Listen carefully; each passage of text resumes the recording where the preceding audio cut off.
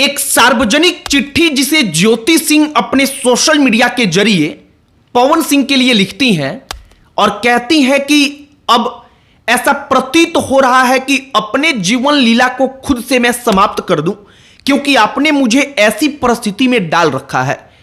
ज्योति सिंह उस चिट्ठी में लिखती हैं कि कई दफा हमने आपसे मिलने के लिए एक मैसेज किया, हमने आपको फोन किया, आपके आसपास रहने वाले लोगों ने या आपने कभी भी यह जरूरी नहीं समझा कि एक दफा फोन करके वापस से बात कर लिया जाए। कम से कम आप बात करेंगे और बताएंगे तब तो हमें समझ में आएगा।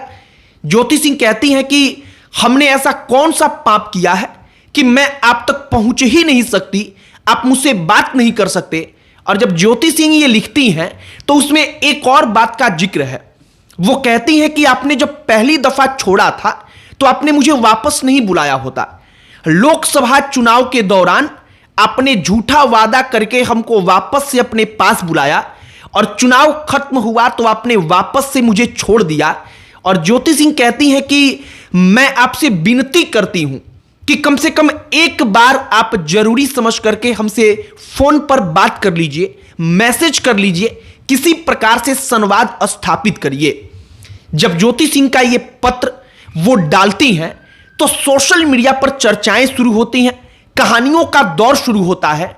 और हमने सोचा कि आपको जरा वाकई में ज्योति सिंह के और पवन सिंह के उस रिश्ते के ऊपर बातचीत किया जाए कि क्या वो शुद्ध रूप से केवल और केवल लोकसभा के चुनाव में फायदे के लिए वापस बुलाई गई और वही पत्नी आज रो रही है सिर्फ इसलिए कि अपने पति से एक बार बातचीत हो जाए।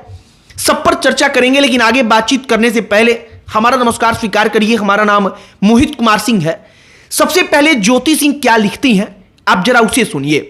वो लिखती हैं कि आदरणीय पति श्री पवन सिंह जी, कई महीना से मैं आपसे मिलने की कोशिश कर रही हूं। वो उसी चिट्ठी में आगे कहती हैं कि आपके आसपास रहने वाले जो तमाम लोग हैं वो तमाम लोग मिलने के लिए या जो हमारा कॉल और मैसेज आता है इस पर कोई रिस्पॉन्स नहीं करते। वो बताती हैं कि आपने मुझसे कहा कि लखनऊ में मिलेंगे और इसके बाद से हम जब लखनऊ में मिलने का प्रयास करते हैं तो नहीं मिला गया। इसके बाद वो कहती हैं कि छठ के दौरान जब आप डेहरी में आए थे तो हम उस वक्त पर आपसे मिलने के लिए गए थे, लेकिन आपने उस वक्त पर भी मिलने से इनकार कर दिया और कहा गया कि बॉस आपसे लखनऊ में मिलेंगे। ज्योति सिंह कहती हैं कि इसके बाद कभी मुलाकात हो ही नहीं पाई, हम कोशिश करते रहे, एक दफा बातचीत तक नहीं हो पाई। इसके बाद ज्योति सिंह कहती हैं कि मेरे पिता से महीनों पहले आपकी बातचीत करने की एक कोशिश की जाती है उनकी तरफ से, और आपकी तरफ से उस बातचीत के बाद का क्या करना है क्या नहीं करना है किसी प्रकार का कोई रिस्पॉन्स दिया नहीं जाता। कुल मिलाकर ज्योति सिंह की जो चिट्ठी है वो अपने दर्द को उस चिट्ठी के माध्यम से पहुंचा रही है। ज्योति सिंह का कहना है कि उनके आसपास के लोग ना पवन सिंह किसी भी प्रकार से उनसे बात करते हैं, ना उनसे मिलने दिया जाता है, तो आखिरकार हम अपनी बात कैसे पहुंचाएं। और ज्योति सिंह अब सोशल मीडिया पर सार्वजनिक तौर पर एक चिट्ठी लिखकर अपनी बात को वहां तक पहुंचाती हैं। वो कहती हैं कि अगर समय मिले तो एक दफा हमारे बारे में सोचिए, हमने कौन सा पाप किया है। वो कहती हैं कि आपको ना जाने क्या क्या कहने वाले लोग आपके बगल में आकर फिर खड़े हो जाते हैं, आप उनको गले लगा लेते हैं, लेकिन हमने ना जाने कौन सा ऐसा पाप किया है कि आप हमसे एक बार बातचीत तक नहीं करते। ज्योति सिंह के पूरे चिट्ठी को आप पढ़ेंगे और वाकई में उस दर्द को आप महसूस करेंगे कि जो एक पत्नी महसूस कर रही होगी, तो आपको लगेगा कि शायद ज्योति सिंह ने जिस चिट्ठी को लिखा है वो वाकई में जरूरी था। अब पवन सिंह से ज्योति सिंह एक बात का जिक्र करती हैं कि लोकसभा के चुनाव के पहले आपने मुझे छोड़ दिया था तो आपको छोड़ देना चाहिए था। झूठा आश्वासन आपने देकर वापस बुलाया। और ज्योति सिंह के कहने का सीधा सा मतलब कि लोकसभा के चुनाव में फायदे के लिए आपने हमको बुलाया, आपने इस्तेमाल किया और इसके बाद आपने हमें छोड़ दिया।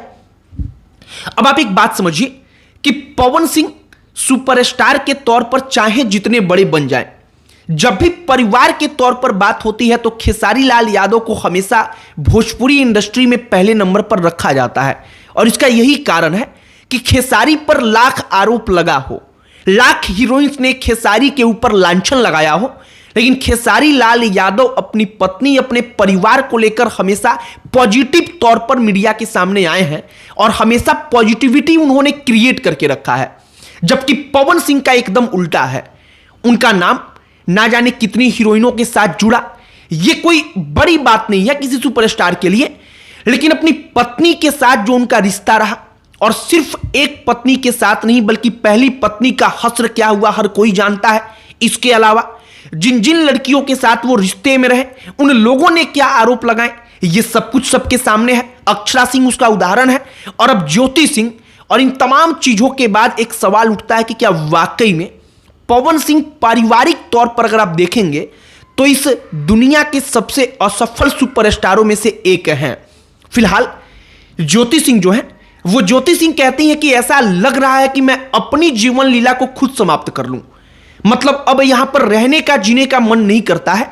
आपने मुझे ऐसे फंसा करके रखा है, ना आप हमें आगे का बताते हैं, ना आप हमसे बात करते हैं, ना मिलते हैं। और अंततः ज्योति सिंह एक सार्वजनिक चिट्ठी लिखती हैं। ये शायद इस वक्त पर लगे कि ज्योति सिंह ड्रामा भी कर रही हैं, लेकिन अगर आप गौर से एक बार सोचेंगे तो आपको मालूम चलेगा कि वो लड़की, वो पत्नी जो पिछले कई सालों से वो सिर्फ एक झूठे आश्वासन की बदौलत अपना जीवन काट रही है कि एक ना एक दिन उसका पति उसे वापस बुलाएगा, तो आप उसके कल्पना को एक बार सोच सकते हैं, उसके ऊपर क्या बीतती होगी, आप इसे एक बार सोच सकते हैं। लोकसभा चुनाव के दौरान जब पवन सिंह ने वापस बुलाया और इसके बाद फिर किसी प्रकार से उन्होंने अपने और ज्योति सिंह के बीच में कोई रिश्ता ना रखने का फैसला किया, तो उस वक्त पर क्या बीत रही होगी, आप शायद इसका कल्पना कर सकते हैं। बाकी इस वक्त पर जो चल रहा है, जो ज्योति सिंह ने पत्र लिखा है, उस पत्र के बारे में हमने पढ़ा तो हमने सोचा कि जरा आप तक ये चीज पहुंचाई जाए, आपको बताई जाए। और पवन सिंह के निजी जीवन को लेकर हम बार बार कहते आए हैं कि वो निजी तब तक था जब तक वो मामला ज्योति और पवन का था, लेकिन जब सार्वजनिक तौर पर अपनी पत्नी को जनता के सामने लाकर उन्होंने चुनाव में भुनाया, आम जनता के सामने अपनी पत्नी को उतारकर मंचों पर, क्षेत्र में घुमाकर लोगों का वोट बटोरा, तब वो मामला किसी प्रकार से निजी नहीं रह जाता है, बल्कि वाकई में वो मामला पब्लिक में उन्होंने लाया है और इसीलिए इस पर चर्चा भी हो रही है।